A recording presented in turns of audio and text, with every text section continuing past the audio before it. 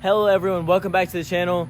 Now today we're just talking about a few cars that I came up with that I thought were super cool and intriguing to buy for under $10,000, especially for those students out there in this crazy market with COVID prices still lingering around.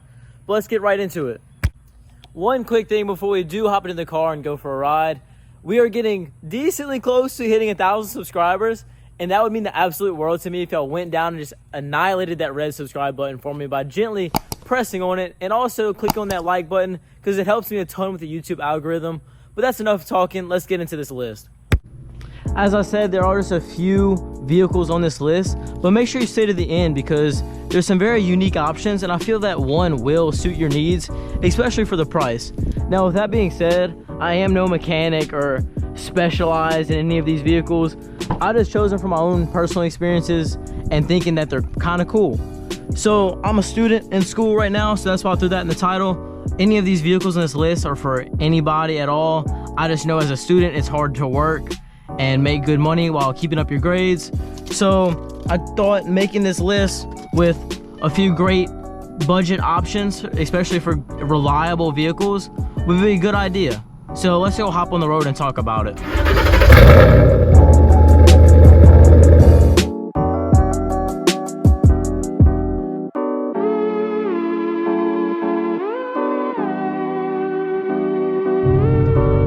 Starting off this list, let's get straight into it. We got the Crown Victoria, the old cop car. This thing is featured in a ton of movies.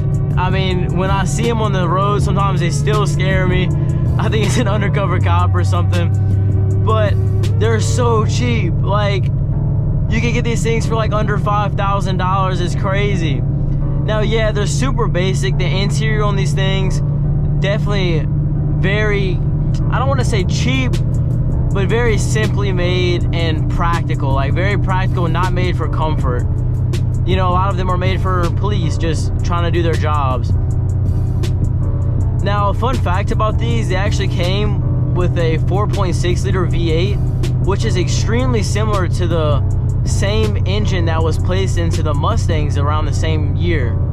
So the early 2000 Mustangs share the 4.6 liter V8 with this car.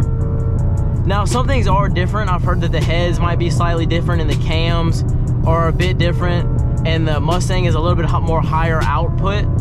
But both of these cars are definitely get you around town super fast and get you into trouble if you really wanted to get into that.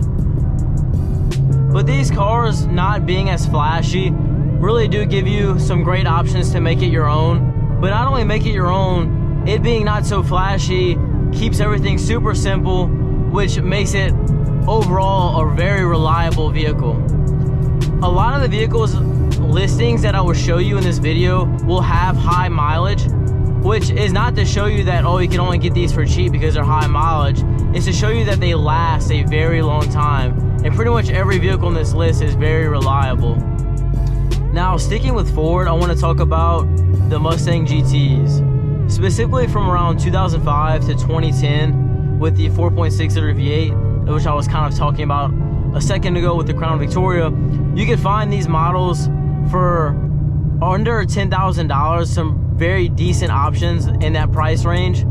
However, once you get to 2011 to 2014, which this is a 2013 Mustang GT, that's when the price starts jumping pretty drastically because you're getting that 5.0 engine instead of the 4.6, which bumps up the horsepower from around 315 to 420. Now, yeah, that is a decent difference for sure. And if you're looking for more power, I definitely recommend saving up a bit more and going with the Gen 150. But the 4.6 liter V8s sound absolutely amazing. I'd even go to say that if you put cams in the 4.6 liter V8, that it sounds better than a cammed 5.0. That's just my personal opinion. And they do make some great power.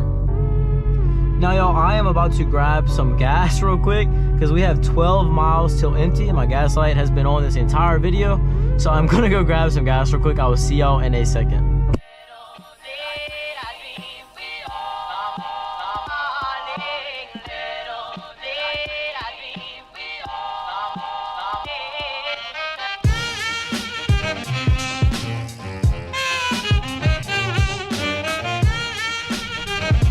right, we just got us some gas.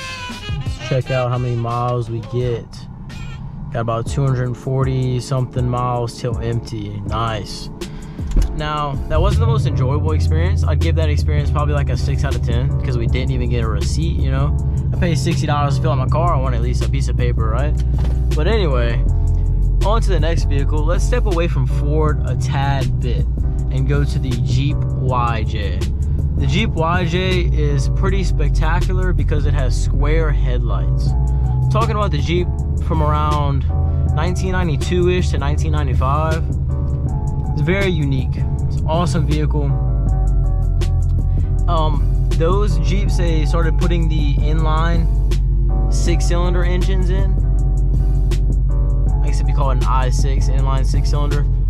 And they're super reliable, like very great. I've seen plenty of listings on Facebook Marketplace for these things with like over 250,000 miles. It's kind of incredible that they hold up that long. Now, in saying that, the hardest part about finding one of these Jeeps is gonna be finding one that isn't absolutely abused and molested.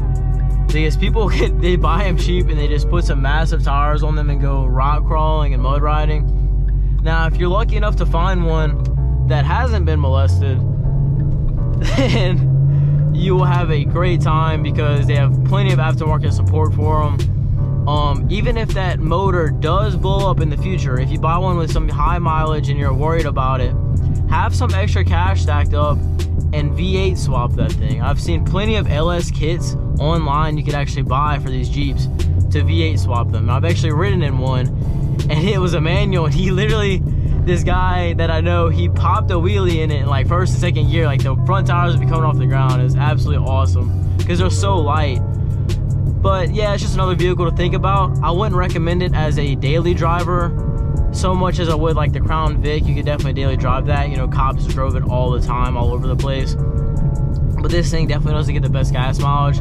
But for a weekend warrior, it's gonna be hard to beat for the price. It's awesome. Now, the next car on this list holds a bit dear to my heart. This is actually the first car that I ever drove stick in. It is going to be the Honda Civic Si. An absolutely fun car. I really could not get enough of it. My brother owned it for like maybe a year. I wish he would have kept it longer, but he bought it for around 5,000 bucks and then sold it for like 8,000 when the COVID pandemic hit and all that stuff. The prices went crazy. He actually made quite a bit of money off that car. Yeah, when he bought it, the only thing wrong with it was literally the front bumper had a little bit of paint missing.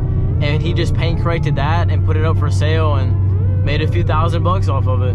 Now, while we had it, we had a blast, man. Like, we had 3 or 4 people in my family all learn how to drive a manual car off of that one vehicle. It was super, super fun. And it only having like 200 horsepower was plenty for that car. Being front wheel drive, it never got stuck anywhere. I really have no complaints about it. And the interior was super cool too. He also threw like 2 massive 12-inch subs in the back of it, and it would rock your entire body when you got into that thing. Yeah, it might have been a little riced out, but it was an absolute blast, and I wouldn't regret it for the world. Now, not to mention that the Civic, it also gives great gas mileage if you go easy on it. I'm talking like 30 miles per gallon, which I can't say about the rest of the vehicles on this list. The way me and my brother drove it around, we were getting closer to 20. But, you know, you gotta have fun, right? But I think that's about it for this video, guys. I really hope y'all enjoyed. I will see y'all in the next video. But thank you so much to my amazing 337 subscribers. I can't even believe we've grown so much. It blows my mind. But let's keep pushing together.